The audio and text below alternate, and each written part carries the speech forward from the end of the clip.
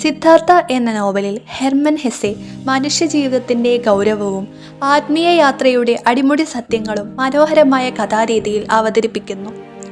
ഈ കൃതി ആത്മീയത, ആത്മശാന്തി, ജീവിത സത്യങ്ങൾ എന്നിവയുടെ തിരച്ചിലിലായ ഒരു മനുഷ്യൻ്റെ ജീവിതത്തിൻ്റെയും വികാസത്തിൻ്റെയും കഥയാണ്.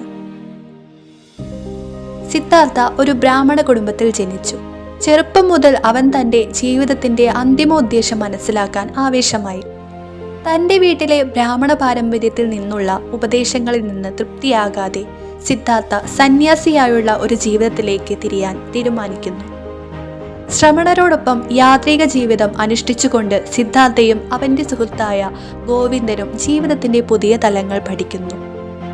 ബുദ്ധന്റെ സന്ദർശനവും സിദ്ധാർത്ഥയുടെ ജീവിതത്തിൽ ഒരു വലിയ വഴിത്തിരിവാണ്. ബുദ്ധന്റെ ഉപദേശങ്ങൾ അഭ്യസിക്കാനും അവന് കഴിയുന്നില്ല. കാരണം സിദ്ധാർത്ഥ ഉറച്ചു നിൽക്കുന്ന ഒരു സത്യത്തിൽ വിശ്വസിക്കുന്നു.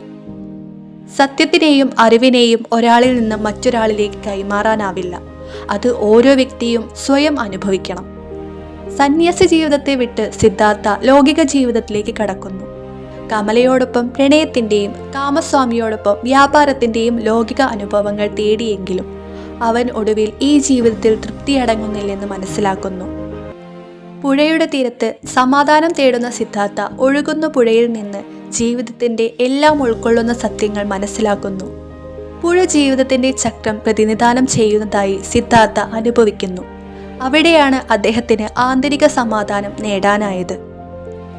സിദ്ധാർത്ഥയുടെ ജീവിതത്തിൽ അത്ഭുതകരമായ നിരവധി വഴിത്തിരിവുകൾ ഒരുപാട് അനുഭവങ്ങൾക്ക് ശേഷം സ്വയാന്വേഷണത്തിലേക്ക് നയിക്കുന്നു.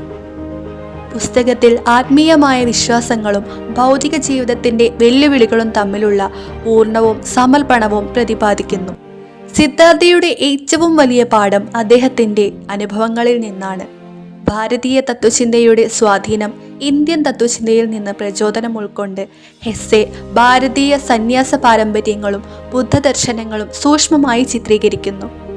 പുഴ, സന്യാസ ജീവിതം, യോഗം, ധ്യാനം എന്നിവ ഇതിൻ്റെ ഉദാഹരണങ്ങളാണ്. സിദ്ധാർത്ഥ ഒരു മനുഷ്യ ജീവിതത്തിൻ്റെ യാഥാർത്ഥ്യങ്ങളും ആത്മസമാധാനവും വിശദമായി ചർച്ച ചെയ്യുന്നു.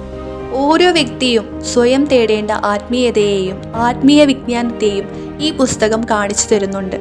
സാധാരണ വായനക്കാരനും ആത്മവിശ്വാസത്തിൻ്റെ സവിശേഷ ലോകത്തേക്കുള്ള ഒരു വാതിൽ ഈ കൃതി തുറക്കുന്നു.